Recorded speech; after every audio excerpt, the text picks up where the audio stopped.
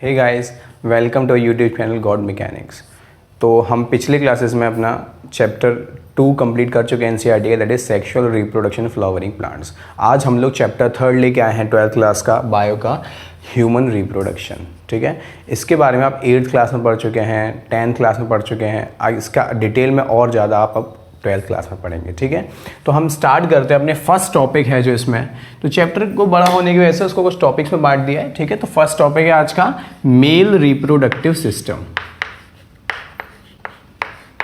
ठीक है, तो जैसा कि आपको पता है कि पढ़ने को डिटेल में काफ़ी पढ़ सकते हैं, नीट में इतना नहीं आया उतना भी, लेकिन कंपटीशन क्लासेस में और भी ज़्यादा पढ़ाया जाता है। ठीक है, लेकिन हमें फोकस रखना है अपने बोर्ड्स के एग्जाम पे। ठीक है ना, सीबीएसई बोर्ड एग्जाम पे, तो उसी हिसाब से हम लिमिटेड पढ़ेंगे जितना आपके पेपर में आता है।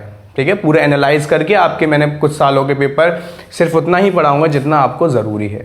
ठीक है, so the mail reproductive system, mail reproductive system. ठीक है, तो जैसा कि आपको पता है ह्यूमंस में सेक्सुअल रिप्रोडक्शन होता है, और सेक्सुअल रिप्रोडक्शन में 2 पेरेंट्स इन्वॉल्व होते हैं, one male one female. They form gametes, वो गैमीट बनाते हैं, गैमीट फ्यूज करते हैं और आगे जाइगोट बन के देन बेबी बनता है। ठीक है, तो मेल रिप्रोडक्टिव सिस्टम में मेल गैमीट बनेगा, दैट इज स्पर्म। ठीक है, तो हम पहले सिस्टम के बारे में बात करते हैं, फिर स्पर्म कैसे बनेगा उसकी बात करेंगे। ठीक है, so male reproductive system consist of, क्या क्या पार्ट होते हैं इसमें? टेस्टिस, आपने यहां पे कभी भी आई लिखा देखा होगा, कभी ई लिखा होगा। टेस्टिस प्लूरल है, दोनों टेस्टिस, 2 टेस्टिस होता है, पेयर ऑफ टेस्टिस, तो ई इस्तेमाल करते हैं, और आई सिंगुलर में होता है। ठीक है ना, टेस्टिस होते हैं, एसेसरी डक्ट्स होती हैं, कुछ रिप्रोडक्टिव डक्ट्स होती हैं जो ग्लैंड्स के सीक्रेशंस को कैरी करेंगी। ठीक है, डक्ट्स में जैसे कि अगर मैं बात करूं तो रेटिटेस्टिस, वासा इफरेंशिया,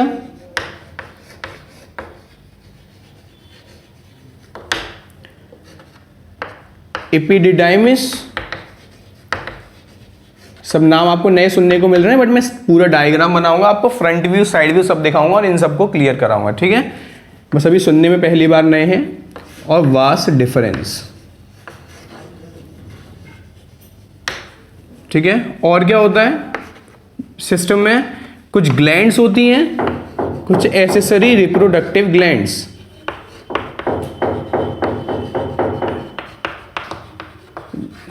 तो 2 पेयर्ड ग्लैंड्स होती हैं और 1 अनपेयर्ड ग्लैंड होती है। ठीक है, तो 1 pair of seminal vesicles,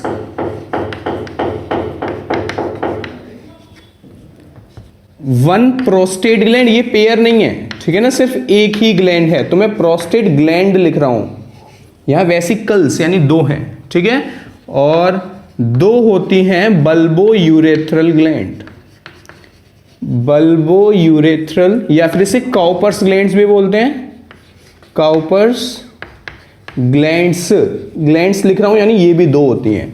seminal vesicles और बल्बो यूरेथ्रल ये 2 होती हैं, और प्रोस्टेट सिर्फ 1 होती है। ठीक है, और एक एक्सटर्नल जेनिटेलिया होता है जिसको क्या बोला जाता है? पीनिस बोला जाता है। ठीक है ना, penis is the external genitalia, जो कि फीमेल में मेल गैमीट को पहुंचाने का काम करेगा। ठीक है ना, सो ये सब चीजें होती हैं मेल रिप्रोडक्टिव सिस्टम में। तो हम बात करते हैं डायग्राम से, ताकि आपको ये सब चीजें समझ में आए। ठीक है, सो देखिए डायग्राम आपका बनाने को आता है, काफी बार आया है मेल रिप्रोडक्टिव सिस्टम बनाने को आपके बोर्ड्स के एग्जाम में। तो मैं आपको स्टेप वाइज सिखाऊंगा, काफी दिखने में काफी कॉम्प्लिकेटेड लगता है, मैं आपको स्टेप वाइज सिखाऊंगा, चीजें समझाते समझाते, और आपको सीखते चलना है कि आपको एग्जाम में डायग्राम कैसे बनाना है। ठीक है ना, सो देखिए सबसे पहले मैं आपको फ्रंट व्यू दिखाता हूं। ठीक है ना, front view of male reproductive system. तो ये है urinary bladder, of course reproductive system का पार्ट नहीं है, बट जो चीजें हैं इससे कनेक्टेड हैं, इस वजह से मैं आपको यहां से रिप्रेजेंट इसको कर रहा हूं। ठीक है ना, समझ में आ जाएगा आपको। तो जैसा कि आपको पता है यूरिनरी सिस्टम में ये यूरेटर्स होते हैं जो कि यूरिन लाते हैं किडनी से, है ना, और ये यूरिनरी ब्लैडर में स्टोर रहती है, उसके बाद यूरेथ्रा से निकल जाती है। ठीक है ना, तो ये किडनी, ये आपके रिप्रोडक्टिव पार्ट का रिप्रोडक्टिव पार्ट का हिस्सा नहीं है, ठीक है ना।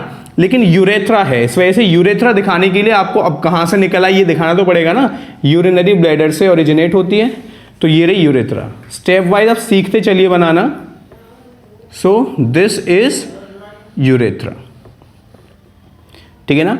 यूरेथ्रा आगे जाके एक ट्यूब जैसे स्ट्रक्चर में एनक्लोज रहती है जिसे बोलते हैं penis, which is the male reproductive, which is the male external genitalia, ठीक है ना। This is the penis which is the male external genitalia, ठीक है। उससे बात करते हैं अब टेस्टिस। बोला था अ पेयर ऑफ टेस्ट, सबसे पहले क्या बोला था मैंने, अ पेयर ऑफ टेस्टिस होते हैं, 2 टेस्टिस होते हैं, ठीक है। तो ये साइड में मैं 2 टेस्टिस दिखा रहा हूं, ठीक है। टेस्टिस एब्डोमेन से बाहर, ठीक है, मेल्स में दोनों लेग्स के बीच में एब्डोमेन रीजन से बाहर एक पाउच होता है जिसे बोलते हैं स्क्रोटम, उसमें टेस्टिस प्रेजेंट होते हैं, ठीक है। तो ये मैं आपको ऐसे करके पाउच अब दिखा रहा हूं जनरली, तो ऐसे करके बना दे रहा हूं, ठीक है। दिस इज द पाउच, जिसमें अभी साइड व्यू में आपको और क्लियर हो जाएगा। तो ये पाउच जैसा स्ट्रक्चर है जो बाहर है, जिसमें कि टेस्टिस प्रेजेंट है, ठीक है। टेस्टिस का अंदर का पूरा स्ट्रक्चर आपको इसके बाद डायग्राम में दिखाऊंगा। तो टेस्टिस से ये कॉइल्ड ट्यूब जैसे स्ट्रक्चर निकलते हैं, जो कि काफी ट्यूब होते हैं, इसे बोलते हैं एपिडिडाइमिस। लिखा था ना वहां पे एपिडिडाइमिस, एक डक्ट है एपिडिडाइमिस, जो कि यहां से टेस्टिस में क्या बनते हैं, स्पर्म्स बनते हैं। तो स्पर्म को कैरी करेगी, स्पर्म को निकलना कहां से है, यहां से निकलना है, तो यहां से यहां तक पहुंचेगा तो टेस्टिस में बने, फिर एपिडिडाइमिस में गए, ठीक है ना। तो यहां पे भी मैं आपको दिखा दे रहा हूं, ये पोस्टीरियर एंड पे क्या होती है, पोस्टीरियर एंड पे होती है एपिडिडाइमिस, काफी कॉइल्ड ट्यूब है। उसके बाद जो एपिडिडाइमिस होती है वो आगे जाके बन जाती है वास डिफरेंस। आपने वास डिफरेंस का भी नाम अभी सुना था, ठीक है ना। दिस इज ऑल्सो डक्ट, तो ये बन जाती है वास डिफरेंस। फिर ये वास डिफरेंस जाके यूरेटर के ऊपर घूमती हुई आती है, ठीक है। So this vas deferens goes around the ureter, ठीक है। ये जो लंबा सा ट्यूब है, काफी डायग्राम में आपको ऐसे दिख रहा है, बट एक्चुअली क्या हो रहा है, टेस्टिस से निकलने के बाद, यानी स्क्रोटम में टेस्टिस हैं, वहां से निकलने के बाद अंदर हमारे एब्डोमिनल रीजन में वास डिफरेंस जाता है, क्योंकि ये सब पार्ट एब्डोमिनल रीजन में है, ये एब्डोमेन से बाहर है ना। तो ये एब्डोमेन रीजन में जा रहा है, ये यहां से बनता हुआ, ठीक है। अब ये सब क्यों बाहर होता है, क्या अंदर, सब समझाऊंगा अभी मैं, ठीक है। तो ये आपका वास डिफरेंस है,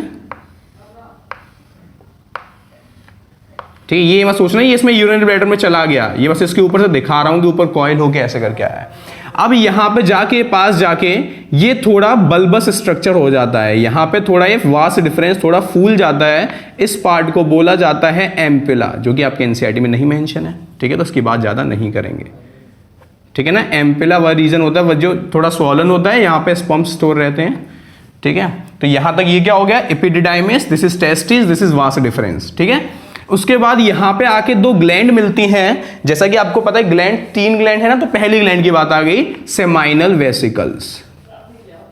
ये आपको मैं 2 सेमाइनल वेसिकल्स बना के दिखा रहा हूं, पेयर ऑफ ग्लैंड बताया था, 2 ग्लैंड हैं सेमाइनल वेसिकल्स। अब ये जो सेमाइनल वेसिकल की डक्ट है, सेमाइनल वेसिकल अपना सीक्रेशन इस ट्यूब जैसे चीज में देगी, इसे डक्ट बोलते हैं उस ग्लैंड का। तो ये जो डक्ट है ये जाके मिल जाएगा किससे, वास डिफरेंस है। वास डिफरेंस का ये पार्ट एम्पुला कहला रहा है, उसे छोड़ो, एम्पुला एम्पुला छोड़ो, वास डिफरेंस ही है, ये जाके इससे मिल जाएगा। सो वास डिफरेंस मिल गया किससे, सेमाइनल वेसिकल की डक्ट से, और इनने मिलके जो स्ट्रक्चर बनाया उसे बोला जाता है एजैक्यूलेटरी डक्ट। क्या बोला जाता है, एजैक्यूलेटरी डक्ट। यानी वास डिफरेंस और सेमाइनल वेसिकल की डक्ट दोनों मिलके बनाती हैं एजैक्यूलेटरी डक्ट, जो आगे जाके यूरेथ्रा में खुल जाती है, जो आगे जाके यूरेथ्रा में मिल जाती है, फिर ये यूरेथ्रा से पास होता है स्पर्म। सो आप देख सकते हैं स्पर्म का पाथ, टेस्टिस से कहा गया एपिडिडाइमिस, एपिडिडाइमिस से वास डिफरेंस, वास डिफरेंस में क्या मिल गया, सेमाइनल वेसिकल सीक्रेशन मिल गया, और फाइनली यूरेथ्रा में चला गया, जिससे कि बॉडी से बाहर निकलेगा यूरेथ्रा से। अभी सब खत्म नहीं हुआ है, टेस्टिस के अंदर का भी पाथवे, ठीक है। पहली ग्लैंड बन गई आपसे पर्पल कलर में, दूसरी ग्लैंड बना देता हूं। दूसरी ग्लैंड यहां पे होगी, ये यूरिनरी ब्लैडर के नीचे, यूरिनरी ब्लैडर के नीचे ये दूसरी ग्लैंड है, ये सिंगल होती है, आपको पता है, prostate gland. It is a single gland. अब फिर से इसकी डिटेल में बात नहीं करेंगे, 5 लोब होते हैं इसमें, इसके जो सीक्रेशन छोटे छोटे अपर्चर से यूरेथ्रा में खुल जाते हैं। जो भी सीक्रेशन होगा इसका डायरेक्टली किसमें पोर होगा, यूरेथ्रा में। इनका सीक्रेशन कहां पे पोर हुआ था, वासा डिफरेंस मिलके इजैक्यूलेटरी डक्ट बन गई थी, और ये डायरेक्टली यूरेथ्रा में ही पोर करेंगे। तो दूसरी ग्लैंड हो गई। तीसरी ग्लैंड थी बल्बो यूरेथ्रल ग्लैंड, जो कि पेयर होती है, ये भी 2 होंगी, ये प्रोस्टेट ग्लैंड के नीचे होती है, ठीक है ना। मटर के दाने जितनी बड़ी ग्लैंड होती हैं 2, तो ये मैंने आपको दिखा दी 2 बल्बो यूरेथ्रल ग्लैंड। इन सब के काम आगे जाके डिस्कस करेंगे, ठीक है। तो ये आपकी तीनों ग्लैंड हो गई। डक्ट्स में कुछ रह गई हैं जो टेस्टिस के अंदर थी, रेटिटेस्टिस, वासा इफ्रेंसिया, 2 चीज रह गई हैं। 4 थी, 2 तो दिख गई, एपिडेर्मिस, वासा डिफरेंस। अब पीनिस की बात कर लेते हैं, ठीक है। तो ये जो पीनिस है, तो हाँ, यहां पे क्या होता है, पीनिस में कुछ स्पॉन्जी टिश्यू होते हैं जिनमें ब्लड साइनस, ब्लड के लिए जगह होती है। तो जब पीनिस इरेक्ट नहीं होता तब तो ब्लड साइनस खाली रहते हैं, बट जब पीनिस को इरेक्ट होना होता है, क्योंकि पीनिस को क्या काम क्या है इसका, पीनिस का काम है कि इसको मेल गैमीट को पहुंचाना है फीमेल बॉडी के अंदर, ठीक है। तो वजाइना में एंटर करना होता है, so it must be stiff, इसको स्टिफ होना जरूरी है। तो ये इरेक्ट होगा। इरेक्ट कैसे होता है कि इसके में जिसमें जो खाली टिश्यू होते हैं, स्पॉन्जी टिश्यू होते हैं, 2 टाइप के होते हैं, कॉर्पस कैवर्नोसा, स्पॉन्जिसम, जो कि आपके एनसीईआरटी में नहीं है, ठीक है ना। तो वो टिश्यू भर जाते हैं ब्लड से, तो जो कि पीनिस को इरेक्ट करते हैं, ठीक है ना। सो यहां पे मैं आपको ज्यादा कुछ नहीं दिखा रहा हूं, बट 2 ऐसे कैविटीज स्पॉन्जी टिश्यू दिखा दे रहा हूं, साइड साइड वाले 2 लेटरली होते हैं, जिसमें ब्लड साइनसेस जो खाली होते हैं, जिनमें ब्लड भर जाता है, जिसकी वजह से पीनिस इरेक्ट हो जाता है, ठीक है। 2 दिखा दे रहा हूं, और आगे जाके ज्यादा डिटेल में ना पढ़ाते हुए छोटी सी बातें तो ऐसे करके दिखा दिया मैंने आपको। यहाँ पे साइड में होते हैं स्पॉन्जी टिश्यू, और आगे जाके ये पीनिस का सबसे ज्यादा सेंसिटिव पार्ट होता है, जिसको बोला जाता है glans penis. Sensitive part glans penis, ठीक है। और यहाँ पे एक glans penis is covered by a skin, ठीक है ना। स्किन का एक रिट्रेक्टाइल फोल्ड होता है, जिसे बोला जाता है फोर स्किन। ग्लैंस पीनिस को कवर करती है, इसे बोला जाता है फोर स्किन या फिर प्रीप्यूस, ठीक है। तो ज्यादा डिटेल में ना जाते हुए इतनी ही बातें करते हैं, ठीक है। So what is this, this is testis. एक है तो आई लिख रहा हूं, ठीक है। ये क्या है, एपिडिडाइमिस। व्हाट इज दिस, वैस डिफरेंस। 2 है वैस डिफरेंस, दोनों टेस्टिस से एक एक निकलता हुआ वैस डिफरेंस, ठीक है ना। ये तो यूरेटर है, ये ऑफ कोर्स पार्ट नहीं, तो मैं इसको अलग चौक से लिख दे रहा हूं। ये पार्ट नहीं है किसका, हमारे रिप्रोडक्टिव सिस्टम का पार्ट नहीं है, बट इनको दिखाना थोड़ा इंपॉर्टेंट है। Similarly urinary bladder, these are not the part of reproductive system, ठीक है। बट पोजीशन वगैरह लोकेट करने के लिए आपको ऐसे करके दिखाया गया है। उसके बाद ये जो पर्पल कलर की 2 ग्लैंड है, दिस इज सेमाइनल वेसिकल। सबके काम आगे डिस्कस करेंगे। सेमाइनल वेसिकल, और यहां पे ये जो आपकी एक सिंगल ग्लैंड है, this is called prostate gland. और ये जो आपकी 2 ग्लैंड हैं, इन्हें बोला जाता है काउपर्स या फिर बल्बो यूरेथ्रल ग्लैंड। ये जिसके अंदर टेस्टिस पड़े होते हैं, बोला जाता है स्क्रोटम, ठीक है। ये पूरा पीनिस है आपका, और ये पीनिस का ये जो अपर पार्ट है, जो कि स्वॉलन है, बल्जिंग पार्ट है, इसे बोला जाता है glans penis. And glans penis is covered by the skin. This fold of skin is called foreskin या फिर प्रीप्यूस। फोर स्किन या फिर प्रीप्यूस। और ये जो अंदर ट्यूब है, ठीक है ना, ये जो अंदर आपको ट्यूब दिख रहा है पूरा, ये इसे बोलते हैं यूरेथ्रा। ये तो आपको पता ही है, ठीक है, यूरेथ्रा। अब देखना, यूरेथ्रा कहोगे सर आप, ये तो यूरिनरी सिस्टम का पार्ट है, जिससे यूरिन निकलती है। हाँ, इससे यूरिन भी निकलती है, इससे इसी से सीमेन भी पास होता है, स्पर्म भी इसी से पास होते हैं। तो it is the part of reproductive system. Ureter urine bladder नहीं है, बट यूरेथ्रा पार्ट है रिप्रोडक्टिव सिस्टम का। सो यूरेथ्रा, ठीक है ना। सो ये सारे पार्ट थे आपके मेल रिप्रोडक्टिव सिस्टम के। ये आपका फ्रंट व्यू है। अब मैं बात करता हूं साइड व्यू की, जो कि दोनों डायग्राम है, ठीक है ना। आपके बुक में दे रखे हैं, आपको बनाना आना चाहिए। जो भी आपका मन करे, जो आपको आसान लगे, वो आप डायग्राम बनाइए, ठीक है। तो बनाने का तरीका समझ के यहां से इससे स्टार्ट किया था, इससे तरीका बताऊंगा आपको कैसे बनाना है इजीली डायग्राम, ये कठिन डायग्राम। तो देखो टेस्टिस, सबसे पहले टेस्टिस बना दो, ओवल शेप होता है टेस्टिस, ठीक है। उसके ऊपर ये रही एपिडिडाइमिस, कॉइल्ड स्ट्रक्चर है। उसके बाद ये यहां से क्या बन जाती है, वैस डिफरेंस बन जाती है, ठीक है ना। वास डिफरेंस ऊपर अंदर एब्डोमेन में एंटर करते हुए यूरिनरी ब्लैडर के अराउंड घूमते हुए और बाहर निकलती है, ठीक है।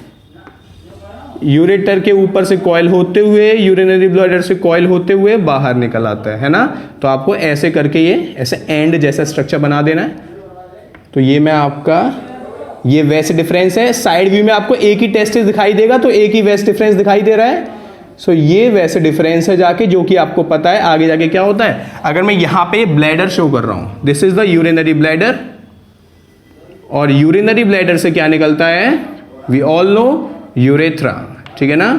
सो this is the urinary bladder. ये वेस्ट डिफरेंस है जो कि आगे जाके फिर यहां से ये क्या हो जाएगा, यूरेथ्रा कहलाएगा, और यूरेथ्रा बाहर जाके, ठीक है, इसको एनक्लोज कर लेगा penis. So this is the abdomen region, this is the abdomen region. यहां से पेनिस रिप्रेजेंट दिखा रहा हूं मैं, ठीक है। तो the upper part of the penis, आपको पता है ये जो बाहर वाला पार्ट है ये थोड़ा स्वॉलन होता है, बल्जिंग होता है, जिसे बोला जाता है glans penis. So here it is, ठीक है। टेस्टिस एनक्लोज होते हैं जिस पाउच में, उसे बोला जाता है स्क्रोटम, ठीक है। और उसके बाद यहां पे ये दिखाना खैर खास जरूरी नहीं है, बट ये ओके, ठीक है। सो स्क्रोटम हो गया, ये पीनिस हो गया, ये सब कुछ हो गया। अब बात करते हैं यहां पे जो ग्लैंड्स वगैरह दिखानी होती हैं, and we all know glands penis को कवर कर रहा होता है स्किन का फोल्ड, जिसे बोला जाता है फोर स्किन। ये भी रिप्रेजेंट हो गई, यूरेथ्रा भी रिप्रेजेंट हो गया। अब जरा यहां की बात कर लेते हैं, ये जो पूरा कंजेस्टिव सिस्टम है ना। तो देखो क्या होता है, ये जो वास डिफरेंस होता है ये आगे जाके थोड़ा आपको पता है स्वॉलन हो जाता है, सेमाइनल वेसिकल की डक्ट से मिलने से पहले थोड़ा फूल सा जाता है, और यहां पे आपको सेमाइनल वेसिकल एक ही दिखाई देगी भाई साइड से दो। तो मैं यहां पे एक सेमाइनल वेसिकल बना दे रहा हूं, और ये सेमाइनल वेसिकल की जो डक्ट होती है वो मिल जाती है किससे, इससे, वैसे डिफरेंस से, ठीक है ना। और ये मिल के दोनों क्या बना देती हैं, इजैक्यूलेटरी डक्ट, और इजैक्यूलेटरी डक्ट आगे जाके मिल जाती है यूरेथ्रा से। और यहां पे क्या होता है, यहां पे होती है प्रोस्टेट ग्लैंड, ठीक है ना। यहां पे होती है prostate gland. So I am making prostate gland here. ये एक ही ग्लैंड होती है, पेयर्ड ग्लैंड नहीं होती। और उसके बाद प्रोस्टेट ग्लैंड के बाद T size bulbo urethral gland होती हैं दो। सो this is the complete structure, ठीक है। अगर नेमिंग की बात करूं तो नेम तो आप आराम से कर सकते हैं, मैं यहीं पे दिखा दे रहा हूं, टेस्टिस, टेस्टिस, ठीक है। एपिडिडाइमिस, एपिडिडाइमिस, ठीक है। वेयर इज द स्क्रोटम, यहां रिप्रेजेंट नहीं किया था, this is the scrotum. Same we can represent here scrotum, ठीक है। अब ये सब बात आपको पता है, यहां पे मैं नेमिंग नहीं कर रहा हूं, seminal vesicle, prostate gland, bulbourethral gland, this is penis, this is glans penis. ये जो ओपनिंग होती है यूरेथ्रा की, जिससे बाहर यूरिन या सीमेन निकलता है, इस ओपनिंग को बोला जाता है यूरेथ्रल मिएटस, यूरेथ्रल मिएटस। ये बाहर ओपन होता है, ठीक है ना। तो ये आपका मेल रिप्रोडक्टिव सिस्टम है, the side view and the front view. अब जरा मैं टेस्टिस के स्ट्रक्चर को डिटेल में स्टडी करेंगे, ठीक है, ठीक है। अब सारे पार्ट को हम जरा थोड़ा थोड़ा डिटेल में पढ़ लेते हैं। तो सबसे पहले स्टार्ट करते हैं टेस्टिस से, ठीक है। सो टेस्टिस में आपको भाई 8, 9, 10 क्लास में पढ़ते हैं, टेस्टिस का काम क्या होता है। टेस्टिस के दो काम होते हैं, एक तो स्पर्म को बनाना जो कि मेल गैमीट होता है, और दूसरी बात टेस्टोस्टेरोन जो मेल सेक्स हार्मोन है उसको रिलीज करना, जो कि काफी रिस्पॉन्सिबल होता है पूरे सेक्सुअल कैरेक्टर के लिए। तो ये आपके फंक्शन थे टेस्टिस के। स्ट्रक्चर की बात करूं, पोजीशन की बात करूं, अभी बताया था टेस्टिस क्या होता है, ये कहां पे होते हैं, ये outside the body, outside the body, ठीक है, बिटवीन द लेग्स एक पाउच लाइक स्ट्रक्चर में होते हैं। एक सैक लाइक स्ट्रक्चर है जिसको बोला जाता है स्क्रोटम, ठीक है ना। एब्डोमेन के बाहर एक पाउच है जिसे बोलते हैं स्क्रोटम, जिसके अंदर टेस्टिस प्रेजेंट होते हैं। ठीक है, तो ऐसा क्यों है, एब्डोमेन के अंदर क्यों नहीं है? एक्चुअली टेस्टिस जब बनते हैं वो अंदर ही बनते हैं, एब्डोमेन में ही बनते हैं।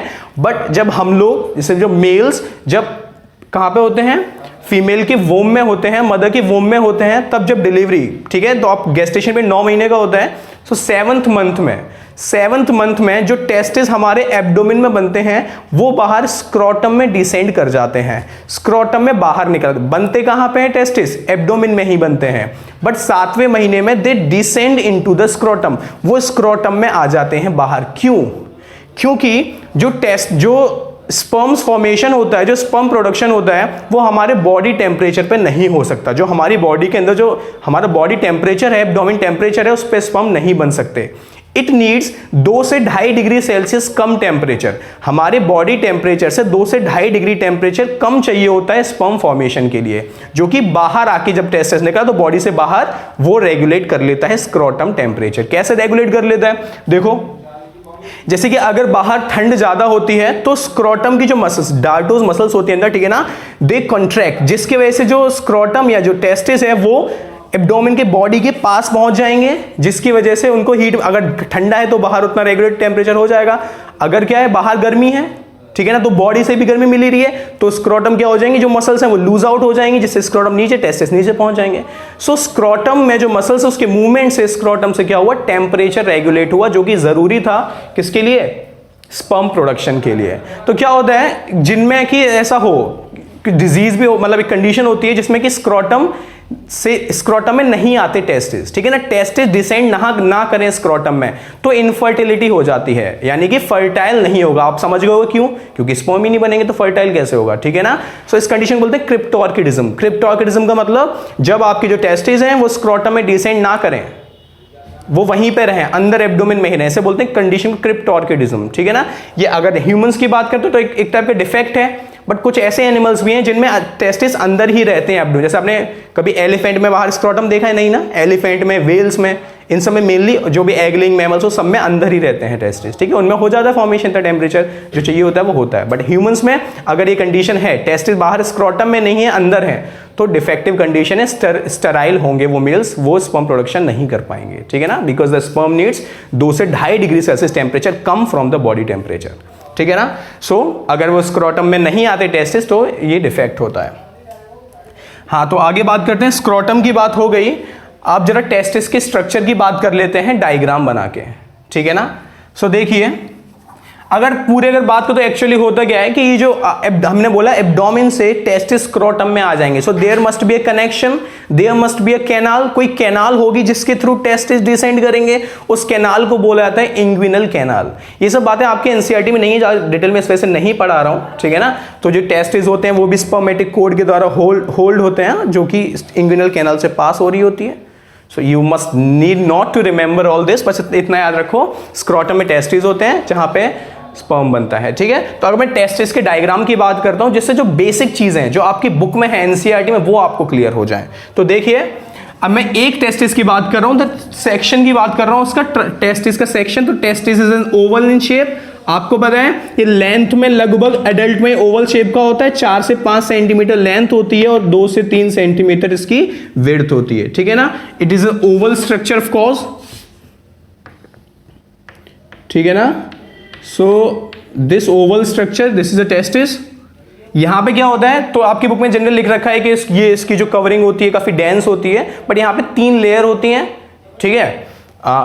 ट्यूनिका वेजाइनलिस, ट्यूनिका एल्ब्यूजिनिया और ट्यूनिका वेस्क्यूलोसा। लेकिन आपके एनसीईआरटी में इसके बारे में कुछ नहीं लिख रखा है, तो मैं वो नहीं बताऊंगा, ठीक है। तो क्या होता है, जो ट्यूनिका एल्ब्यूजिनिया होती है, जो टेस्टिस को सराउंड कर रही होती है, वो टेस्टिस में काफी कंपार्टमेंट बना देती है, वो अंदर ग्रो कर करके टेस्टिस में क्या बना देती है, कंपार्टमेंट बना देती है। कुछ कंपार्टमेंट 200 से 250 कंपार्टमेंट बन जाते हैं, जिन कंपार्टमेंट को बोला जाता है टेस्टिक्यूलर लोब्यूल्स, ठीक है ना। हर टेस्टिस में लगभग 250 कंपार्टमेंट होते हैं, चैम्बर्स बन गए, जिनको बोला जाता है टेस्टिक्यूलर लोब्यूल्स। किसकी वजह से बने हैं, ट्यूनिका एल्ब्यूजिनिया की वजह से। उसने इस पूरे टेस्टिस को बांट दिया है छोटे छोटे कंपार्टमेंट में, which is called testicular lobules. भूल जाओ ट्यूनिका एल्ब्यूजिनिया को, क्योंकि एनसीईआरटी में नहीं है, ठीक है ना। तो कुल मिला के टेस्टिस में चैम्बर्स होते हैं, कुछ लोब्यूल्स होते हैं जिन्हें बोला जाता है टेस्टिकुलर लोब्यूल्स। तो इसके बाहर है ट्यूनिका वेजाइनलिस,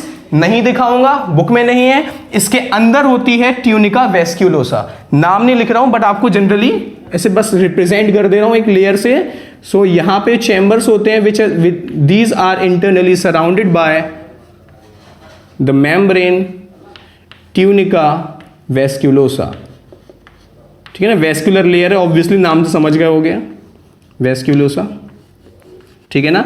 बस रिप्रेजेंट कर दे रहा हूं, नाम नहीं लिखूंगा, इसकी लेबलिंग नहीं करूंगा कि ये ट्यूनिका वेस्क्यूलोसा है, ठीक है। आपको बता जाऊंगा कि बुक में है कितना। नोट्स में प्रॉपर सिर्फ वही लिखा है जो आपकी बुक में है, जो आपके पेपर में आएगा। Notes are blindly NCERT based, ठीक है ना। तो वो आपको उसमें कुछ भी एक्स्ट्रा नहीं दे रखा है, वो आपको पढ़ना ही पढ़ना है, पेपर में उतना ही पढ़, यहां पढ़ा एक्स्ट्रा भले ही थोड़ा बहुत देता हूं, but notes are purely CBSE based, ठीक है। तो ये उसको भूल जाओ, ट्यूनिका वेस्कुलोसा को, बाहर को भूल जाओ, ट्यूनिका एल्ब्यूजिनिया भूल जाओ, ठीक है। बस यहां पे मेन याद रखो कि यहां पे चैम्बर्स होते हैं, 250 चैम्बर्स है, कंपार्टमेंट्स है जिनको बोला जाता है टेस्टिकुलर लोब्यूल्स। इनके अंदर, हर चैम्बर के अंदर 1 से 3 हाईली कॉइल्ड स्ट्रक्चर्स होते हैं जिन्हें बोला जाता है seminiferous tubules. These are the important structure, इन्हीं के अंदर स्पर्म बनते हैं।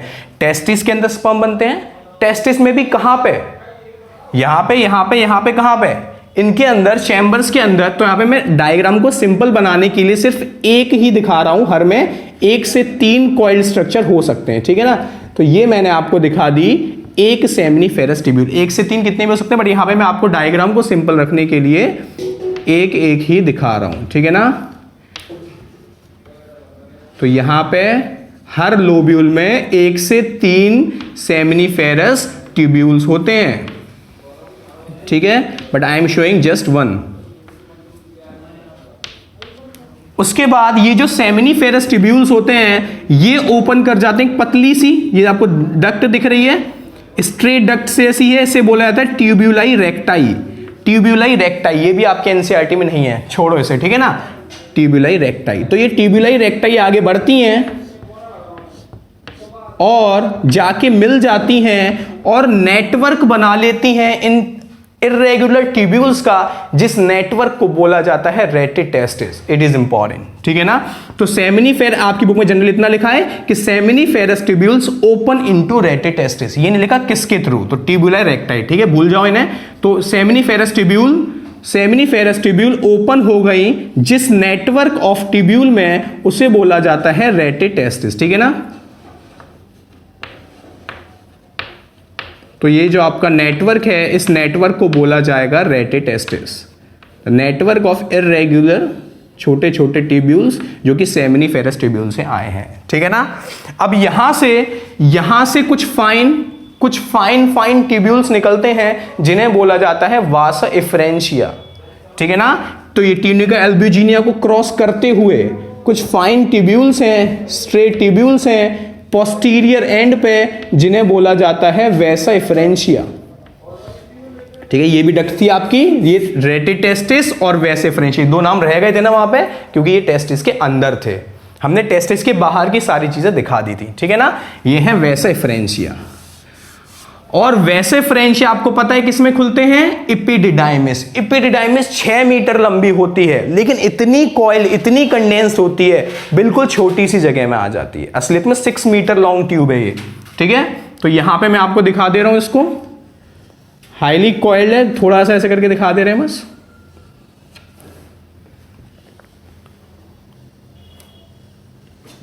ठीक है। ये क्या है, एपिडिडाइमिस, जिसका मेन काम होता है स्टोर करना। किसको स्टोर करना, स्पर्म्स को स्टोर करना।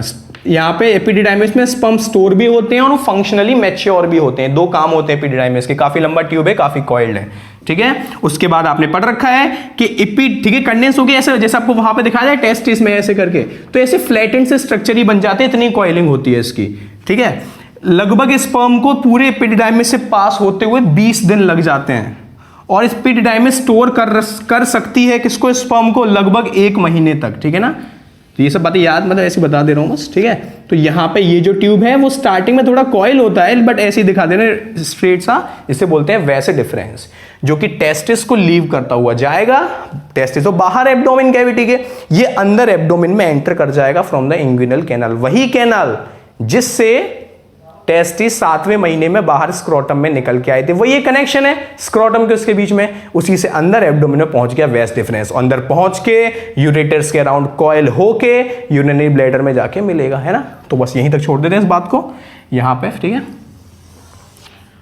ये एपिडिडाइमिस, ठीक है। तो ये स्ट्रक्चर आपको बनाने को कब आएगा, अगर आप पूछेगा आप एक डायग्राम बनाओ जिसमें आपको दिखाना है जो 4 एसेसरी डक्ट्स हैं उनके बीच में रिलेशन, कि वो आपस में कैसे इंटरकनेक्टेड है। 4 कौन कौन से डक्ट है, rete testis, vasa efferentia, epididymis, vas difference, ये चारों ऐसे कनेक्टेड हैं, इसी ऑर्डर में आपको याद रखनी है, ठीक है ना।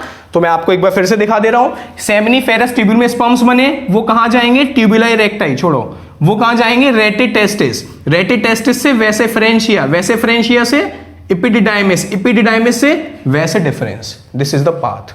फिर आपको वैसे डिफरेंस से बाद का पाथ तो पता है, वैसे डिफरेंस से क्या हो जाएगा, सेमाइनल वेसिकल की डक्ट मिल जाएगी, तो क्या कहलाएगा, इजैक्यूल। चलो मैं पूरा पाथवे लिख दे रहा हूं यहां पे, ठीक है। तो यहां पे नेमिंग नहीं कर रहा हूं मैं, seminiferous tubules, testicular lobules, rete testis, vasa efferentia, epididymis, vas deferens, ठीक है ना। ये सब नाम आप लिख लोगे। आगे बात करते हैं हम सेमिनिफेरस ट्यूब्यूल का कट सेक्शन, जो कि बहुत बार पूछा गया है सीबीएसई का फेवरेट क्वेश्चन है कि आपको सेमिनिफेरस ट्यूब्यूल का कट सेक्शन बताना है, क्योंकि सेमिनिफेरस ट्यूब्यूल में ही बनेंगे स्पर्म्स। तो कहां बनेंगे, कैसे बनेंगे, वो पढ़ने के लिए हमें सेमिनिफेरस ट्यूब्यूल का स्ट्रक्चर पता होना चाहिए। सो हम पढ़ेंगे transfer section of cut section of seminiferous tubule. तो मैं यहां पे सेमिनिफेरस यानी अगर टेस्टिस का ही क्रॉस सेक्शन करके दिखा रहा हूं जिसमें आपके सेमिनिफेरस ट्यूब्यूल्स दिखाई देंगे, ठीक है ना। सो सेमिनिफेरस ट्यूब्यूल ट्यूब जैसे हैं, तो काटोगे तो गोल दिखाई देंगे ना। तो ये रहा हमारा एक सेमिनिफेरस ट्यूब्यूल, 1 से 3 है, चलो तो बड़ा दिखा दे रहा हूं, सेल्स अच्छे से देखें। तो ये रहा एक सेमिनिफेरस ट्यूब्यूल का कट सेक्शन, ऐसे ही और भी है बगल से, ठीक है। तो यहां पे थोड़ा एक दिखा दे रहा, ये रहा अगला, इनके बीच में जगह होती है खाली, इसे बोलते हैं इंटरस्टिशियल स्पेस। इसमें भी कुछ इंपॉर्टेंट सेल्स होते हैं, इनकी बात करेंगे। तो ये हमारा एक सेमिनिफेरस ट्यूब्यूल है, इसकी जो कवरिंग होती है उसे बोलते हैं ट्यूनिका प्रोप्रिया, फिर से वो आपके एनसीईआरटी में नहीं छोड़ो। तो इसमें जो सेमिनिफेरस ट्यूब्यूल में 2 टाइप के सेल्स होते हैं, एक तो क्यूबॉइडल सेल्स होते हैं जिन्हें बोला जाता है मेल जर्म सेल्स या फिर स्पर्मेटोगोनिया, और कुछ कॉलमनर सेल्स होते हैं जिन्हें बोला जाता है सर्टोली सेल्स। दोनों इंपॉर्टेंट है, पूरा स्ट्रक्चर ही इंपॉर्टेंट है, अच्छे समझ लेना, बनाना पेपर में बनाने को आता है, ठीक है ना। सो क्यूबॉइडल सेल्स की जो आउटर लेयर है, क्यूबॉइडल सेल्स हैं स्पर्मेटोगोनिया जो कि स्पर्म बनाएंगे, और ये हैं सर्टोली सेल्स, इनका काम भी डिस्कस करूंगा। चलो और ऐसे बना दे रहा, ये कॉलमनर सेल्स है, ठीक है ना। तो यहां पे ये क्यूबॉइडल सेल्स जिनको बोला जाएगा स्पर्मेटोगोनिया या फिर मेल जर्म सेल्स, और ये कुछ कॉलमनर सेल्स हैं जिनको बोला जाएगा सर्टोली सेल्स, ठीक है।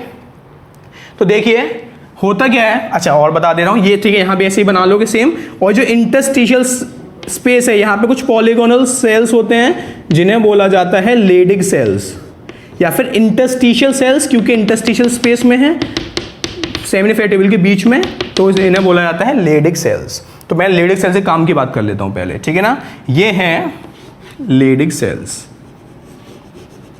तो जो लेडिग सेल्स होते हैं इनका मेन काम है एंड्रोजन। एंड्रोजन क्या होता है, मेल सेक्स हार्मोन, यानी कि एग्जांपल टेस्टोस्टेरोन, ठीक है ना। ये टेस्टोस्टेरोन सीक्रेट करते हैं, टेस्टोस्टेरोन बनाते हैं और उसे सीक्रेट करते हैं, जो कि काफी इंपॉर्टेंट हार्मोन है हमारे मेल सेक्सुअल कैरेक्टर के लिए। टेस्टोस्टेरोन को कौन रिलीज करते हैं, लेडिग सेल्स या फिर interstitial cells, keep in mind, ठीक है। ये जो कॉलमनर सेल्स हैं, इन कॉलमनर सेल्स को बोला जाता है सर्टोली सेल्स। सर्टोली सेल्स का मेन काम होता है नरिशमेंट प्रोवाइड करना। ये जो मेल जर्म सेल्स बढ़ रहे हैं और जो स्पर्म्स बने हैं, स्पर्मेटोजोआ को एनर्जी प्रोवाइड करते हैं, एक्चुअली नरिशमेंट प्रोवाइड करते हैं। They provide nourishment to the spermatozoa, या फिर स्पर्म्स बोल सकते हो, स्पर्मेटोजोआ स्पर्म्स।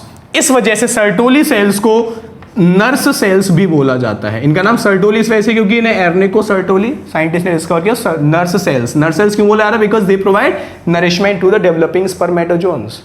ठीक है ना, सर्टोली सेल्स हो गए। अब बात करते हैं इनकी, ये जो सेल्स इन्हें क्या बोला जाता है? मेल जर्म सेल या फिर स्पर्मेटोगोनिया। इनसे बनेंगे स्पर्म, ठीक है ना, मेल जर्म सेल्स, इनसे बनेंगे स्पर्म्स, स्पर्मेटोगोनिया। ठीक है ना, स्पर्म के बनने की प्रोसेस पूरी, मेल जर्म सेल से स्पर्म्स बनने की पूरी प्रोसेस को बोला जाता है स्पर्मेटोजेनेसिस, स्पर्म का बनना, स्पर्मेटोजेनेसिस, स्पर्मेटोजुआ का बनना, स्पर्मेटोजुआ का बनना, स्पर्मेटोजेनेसिस, जेनेसिस मतलब क्या होता है? बनना, ठीक है ना। सो स्पर्मेटोजेनेसिस ये आपको बाद में पढ़ेंगे पूरी प्रोसेस को, यहाँ पे थोड़ा सा बता दूंगा बस। स्पर्मेटोगोनिया हल्का सा बता दे रहा हूं यहाँ पे कि क्या क्या होगा। तो देखो, स्पर्मेटोगोनिया जो स्पर्म मेल जर्म सेल्स हैं, इनमें माइटोसिस होगा, डिवीजन होगा, नंबर बढ़ाएंगे, सेल्स डिफरेंशिएट हो, कुछ चेंजेस होंगे, और जो सेल्स बन जाएंगे उन्हें बोला जाएगा प्राइमरी स्पर्मेटोसाइट्स। ठीक है ना, तो मेल जर्म सेल्स में क्या हुआ? माइटोसिस हुआ, डिफरेंशिएशन हुआ, और जो सेल्स बने उन्हें बोला जाएगा प्राइमरी स्पर्मेटोसाइट। माइटोसिस से बने हैं इनसे, तो जितने ये भी 2n ये भी 2n दोनों डिप्लॉयड। ठीक है ना, फिर प्राइमरी स्पर्मेटोसाइट में क्या होगा? Meiotic division, first meiotic division, detail में बाद में पढ़ाऊंगा स्पर्म। तो फर्स्ट मियोटिक डिवीजन के बाद जो सेल्स बनेंगे उन्हें बोला जाएगा सेकेंडरी स्पर्मेटोसाइट। क्या बोला जाएगा? Secondary spermatocyte. ठीक है, उसके बाद सेकंड मियोटिक डिवीजन, आपको पता है meiosis 2 step, first meiotic division, second meiotic division. ठीक है, तो सेकेंडरी स्पर्मेटोसाइट का क्या होगा? सेकंड मियोटिक डिवीजन, और जो सेल्स बनेंगे उन्हें बोला जाएगा स्पर्मेटिड्स। क्या बोला जाएगा? स्पर्मेटिड्स। ठीक है ना, तो मेल जर्म सेल से माइटोसिस के बाद बने प्राइमरी स्पर्मेटोसाइट, प्राइमरी स्पर्मेटोसाइट से बने सेकेंडरी स्पर्मेटोसाइट, सेकेंडरी स्पर्मेटोसाइट से बने स्पर्मेटिड्स, और स्पर्मेटिड्स में क्या होगा? डिफरेंशिएशन होगा, काफी चेंजेस होंगे, मेटामॉर्फोसिस होगी, स्ट्रक्चर काफी चेंज हो जाएगा और बन जाएगा स्पर्मेटोजुआ, स्पर्म्स। ठीक है ना, इन स्पर्मेटिड्स में डिफरेंशिएशन हुआ और बन गए स्पर्म्स। ठीक है ना, चलो अलग कलर से रिप्रेजेंट कर दे रहा हूं। स्पर्म्स किन से बने? स्पर्मेटिड्स के। स्पर्म्स मेनली इनमें सर्टोली सेल्स में गड़े हुए एम्बिड रहते हैं क्योंकि इनसे न्यूट्रिशन ले रहे होते हैं। ठीक है ना, और ये जो खाली जगह होती है इसमें भरे पड़े रहते हैं। ठीक है ना, स्पर्मेटोजुआ। तो स्पर्मेटिड से स्पर्मेटोजुआ का बनना, ये जो डिफरेंशिएशन है इसको बोला जाता है स्पर्मियोजेनेसिस, स्पर्मियोजेनेसिस। ठीक है ना, और सर्टोली सेल्स का दूसरा काम भी यही बता दे रहा हूं, एक तो नरिशमेंट टू द स्पर्म्स, दूसरा होता है ये कुछ ऐसे फैक्टर्स रिलीज करते हैं जो कि स्पर्मेटिड्स को स्पर्मेटोजुआ में कन्वर्ट करते हैं। इस प्रोसेस क्या बोलते हैं? स्पर्मियोजेनेसिस। तो सर्टोली सेल्स कुछ ऐसे फैक्टर्स रिलीज करते हैं that is responsible for spermiogenesis. तो स्पर्मियोजेनेसिस याद रखना, स्पर्म का बनना, फ्रॉम मेल जर्म सेल से पूरा स्पर्म का बनना, ये पूरी प्रोसेस कहला रही है स्पर्मेटोजेनेसिस, और स्पर्मेटिड से स्पर्म का बनना कहलाता है स्पर्मियोजेनेसिस। ठीक है ना, सो व्हाट हैपेंड इज कि मेल स्पर्मेटोगोनिया या मेल जर्म सेल में क्या हुआ? माइटोसिस हुआ और डिफरेंशिएशन हुआ और बन गए प्राइमरी स्पर्मेटोसाइट। इनमें हुआ फर्स्ट मियोटिक डिवीजन, तो क्या बन गए? Secondary spermatocyte. उनमें हुआ सेकेंडरी मियोटिक डिवीजन, तो क्या बन गए? स्पर्मेटिड्स। और स्पर्मेटिड्स का क्या हुआ? डिफरेंशिएशन हुआ, तो क्या बन गए? स्पर्मेटोजुआ। और इस डिफरेंशिएशन को ही बोला जाता है स्पर्मियोजेनेसिस। ठीक है, स्पर्मियोजेनेसिस। और इस पूरी प्रोसेस को बोला जाता है, इस पूरी प्रोसेस को स्पर्मेटोजेनेसिस। ठीक है ना, तो कंफ्यूज मत रहना, मेटोजेनेसिस स्पर्मेटोजुआ का बनना स्पर्मेटोजेनेसिस। ठीक है, स्पर्मियोजेनेसिस छोटी सी प्रोसेस है जो जिसमें सर्टोली सेल्स हेल्प कर रहे हैं। ठीक है ना, तो डायग्राम बनाना आपको आना चाहिए, सारे सेल्स आपको पहचानना आने चाहिए, ये सब चीज आपको लिखना आनी चाहिए, फंक्शन आपको पता होने चाहिए। ये सारी चीजें हो गई सेमिनिफेरस ट्यूब्यूल्स के बारे में। आगे और डिस्कस करते हैं डक्ट्स के बारे में, ग्लैंड्स के बारे में। तो ये आपका टेस्टिस के बारे में सारी चीजें हो गई। अब टेस्टिस के बाद दूसरी चीज क्या आती है, कुछ डक्ट्स, उन डक्ट के बारे में बात कर लेते हैं, ठीक है ना। तो डक्ट के बारे में बात कुछ नहीं करनी है, कुछ खास चीज नहीं है, जो भी थोड़ी बहुत बातें थी वो मैंने आपको बता दी हैं पहले ही स्ट्रक्चर बनाते में। अब बस मैं एक बार आपको पाथवे बता दे रहा हूं कि स्पर्म कहां से बना, कहां से कहां गया, पूरा पाथवे लिख लेते हैं, ठीक है। देखिए सो क्या हुआ, सबसे पहले स्पर्म बने कहां पे, सेमिनिफेरस ट्यूब्यूल में बने, कहां पे, सेमिनिफेरस ट्यूब्यूल्स में। अभी आपने देख लिया सेमिनिफेरस ट्यूब्यूल में जो अंदर जगह होती है खाली, वहां पे स्पर्म्स रहते हैं, ठीक है ना। सेमिनिफेरस ट्यूब्यूल से वो कहां पे गए, याद होगा सेमिनिफेरस ट्यूब्यूल से बनाए थे, फिर वहां से ट्यूबुलाई रेक्टाई, ट्यूबुलर रेक्टाई एनसीईआरटी में नहीं है, छोड़ो उसे। उसके बाद जो नेटवर्क बना उसे क्या बोलते थे, रेटिटेस्टिस। तो सेमिनिफेरस ट्यूब्यूल से कहां गए, रेटिटेस्टिस। फिर रेटिटेस्टिस से कुछ फाइन ब्रांचेस निकली जिसे बोला जाता है वासा इफ्रेंशिया। तो रेटिटेस्टिस से कहां गई, दूसरी डक्ट है जो हमारी वैसा इफ्रेंशिया, और वैसा इफ्रेंशिया कहां पे जाके ओपन हुए, वैसे इफ्रेंशिया कहां जाके ओपन हुए थे, हाईली कॉइल्ड स्ट्रक्चर, जिसे क्या बोला जाता है, एपिडिडाइमिस, ठीक है ना। तो यहां से कहां पे गए, एपिडिडाइमिस में, ठीक है ना, एपिडिडाइमिस। और एपिडिडाइमिस बाद में कहां किस में ओपन हो गई थी, क्या बोला था, वैस डिफरेंस, वैस डिफरेंस, ठीक है ना। तो ये आपको दिखा भी दिए थे एक चित्र में चारों डक्ट, यहां पे पाथवे भी आपको ऑर्डर में पता चल गया। फिर क्या हुआ था, याद करो, वैस डिफरेंस जो आ रही थी एम्पिला पार्ट, उस फिर वहां पे क्या मिल गई थी, सेमाइनल वेसिकल की डक्ट। तो यहां पे इससे क्या मिल गई, सेमाइनल वेसिकल की डक्ट, सेमाइनल वेसिकल की डक्ट, और वैसे डिफरेंस ने मिलके क्या बना दिया, इजैक्यूलेटरी डक्ट। क्या बना दिया, इजैक्यूलेटरी डक्ट। और इजैक्यूलेटरी डक्ट बाद में जाके किससे मिल गई थी, यूरेथ्रा से, जो कि यूरिनरी ब्लैडर से निकल रहा था, urethra. Urethra is the common passage of semen, sperm भी यहीं से निकलेंगे, यूरिन भी यहीं से निकलती है मेल्स में, ठीक है ना, दोनों कॉमन पार्ट, लेकिन एक टाइम पे दोनों नहीं निकल सकते, है ना। नेक्स्ट यूरेथ्रा से, फिर यूरेथ्रा से आउटसाइड बॉडी के बाहर निकल जाएगा थ्रू यूरेथ्रल मिएटस।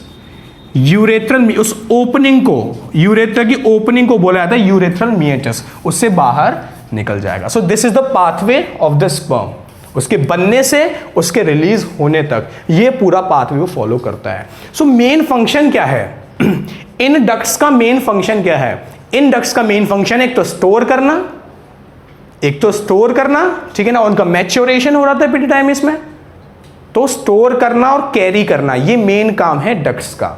अब बात कर लेते हैं ग्लैंड्स का मेन काम क्या है, ग्लैंड्स क्या करती हैं। अब बात करते हैं रिप्रोडक्टिव ग्लैंड्स के बारे में, ठीक है।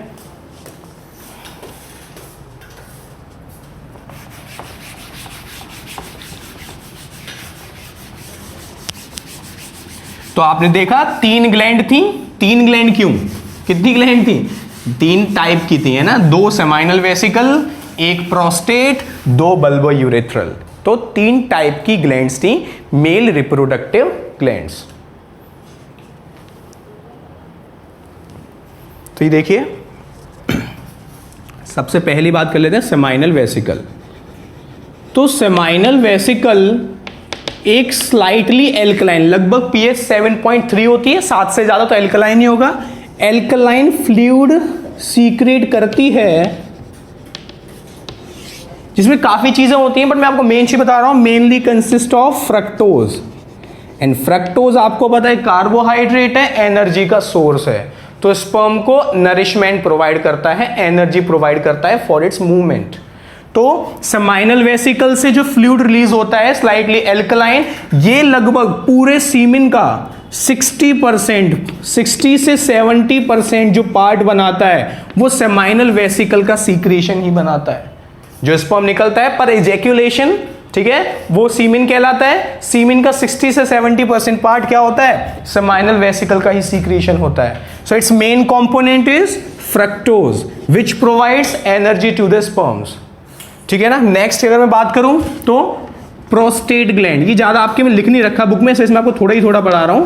प्रोस्टेट ग्लैंड, इसका भी जो सीक्रेशन है वो स्लाइटली एल्कलाइन है, वही लगभग पीएच है लगभग एल्कलाइन फ्लूइड, ठीक है ना। इसकी अगर मैं सीक्रेशंस की बात करूं तो कैल्शियम, ठीक है ना, कुछ कोगुलेटिंग एंजाइम्स होती हैं,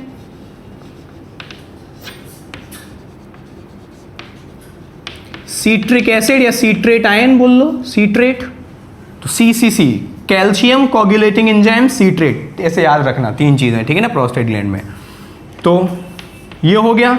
नेक्स्ट अगर बात करें तो कोगुलेटिंग एंजाइम से तो मेनली क्या करेंगे, कोगुलेट करेंगे, ठीक है। नेक्स्ट बात करते हैं बल्बो यूरेथ्रल ग्लैंड। अब क्यों कोगुलेशन जरूरी है वो सब छोड़ो, नहीं बता रहा क्योंकि आपके में है नहीं काम का। बल्बो यूरेथ्रल ग्लैंड, जिनको काउपर ग्लैंड्स भी बोला जाता है, ठीक है ना, इनका सीक्रेशन भी एल्कलाइन होता है, इनका सीक्रेशन भी एल्कलाइन होता है। तो इनका काम क्या होता है, जैसे कि आप यूरिन आपकी एसिडिक होती है, ठीक है ना, तो जब यूरेथ्रा तो कॉमन पैसेज है, तो यूरेथ्रा से ऊपर ही तो यहाँ पे बल्बो यूरेथ्रल ग्लैंड है, इनका जो सीक्रेशन होता है वो जो एसिडिटी रहती है, जो यूरिन की वजह से जो यूरेथ्रा में एसिडिक नेचर रहता है उसको न्यूट्रलाइज कर देता है स्पर्म्स के लिए, ठीक है ना, ताकि स्पर्म डिस्ट्रॉय ना हो। तो एसिडिक जो एसिडिटी होती है यूरेथ्रा की उसको खत्म करता है बल्बो यूरेथ्रल ग्लैंड, ठीक है ना। So neutralise the acidity of the urethra. दूसरी बात, दूसरा काम होता है इसका लिब्रिकेशन, मेन काम है याद रखना, इसका काम होता है it provides lubrication to the penis. ये पेनिस को लिब्रिकेशन प्रोवाइड करता है so that it can swiftly go into the vagina, ठीक है ना। जो फ्रिक्शन होगा उसको कम करने के लिए इट प्रोवाइड्स द लिब्रिकेशन। आगे एक और ग्लैंड होती है जो प्रीप्यूस पे फोर स्किन के नीचे होती है, जिसे बोला जाता है प्रीप्यूशियल ग्लैंड। उसका सीक्रेशन होता है स्मैग्मा, तो वो सब फिर से आपकी बुक में नहीं है, सो यहीं तक खत्म करते हैं इसको।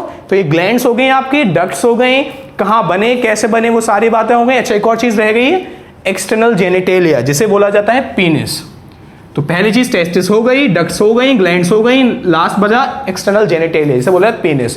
तो पीनिस आपको पता चुका ट्यूबुलर स्ट्रक्चर होता है, यूरेथ्रा के राउंड होता है, इसमें 2 टाइप के टिश्यू होते हैं, spongy tissue, corpus cavernosa, corpus spongiosum, जिसके नाम भूल जाओ, ठीक है ना। वो आगे जो होता है ये काफी बल्जिंग पार्ट होता है, इसे बोलते हैं ग्लैंस पीनिस, जो कि कवर होता है थोड़ा बहुत किसके जरिए, किसके द्वारा, एक स्किन के द्वारा, पतली से इसे बोला जाता है फोर स्किन या फिर प्रीप्यूस, ठीक है ना। और जो ओपनिंग होती है बाहर उसे बोलते हैं यूरेथ्रल मिएटस। तो ये सब बातें थी पीनिस की, ठीक है। सर्कमसिजन के दौरान थोड़ी फोर स्किन को ही काटा जाता है, कुछ कम्युनिटीज में होता है सर्कमसिजन, ठीक है। तो ये सारी बातें आपके मेल रिप्रोडक्टिव सिस्टम से रिलेटेड थी। नेक्स्ट क्लास में हम फीमेल रिप्रोडक्टिव सिस्टम पढ़ेंगे। नोट्स और इंपॉर्टेंट क्वेश्चंस आपके डिस्क्रिप्शन में दे रखे हैं, उनको डाउनलोड कर लीजिए। अगर पसंद आई ये वीडियो शेयर करिए, लाइक करिए, चैनल को सब्सक्राइब करिए।